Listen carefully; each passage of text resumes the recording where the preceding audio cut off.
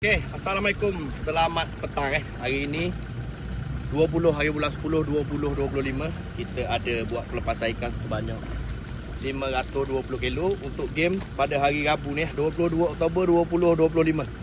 Okey, ikan saiz kita 3 kilo dan open sikit-sikit bang. Okey bang. Kita lepas kat kolam B. Okey bang. Komen saya. Saya mantap lah. Saya mantap lah.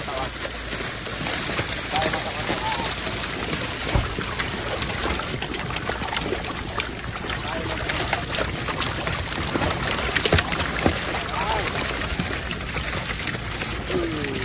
Yes. So, undur sikit tu. Ya. Jumpa pada hari Rabu ni Jangan lupa hadir. Yang mana nak bukit pancang, yang mana tak pernah datang, boleh cuba datang dekat kolam Bukit Kuantan KFC Challenge. Luncur!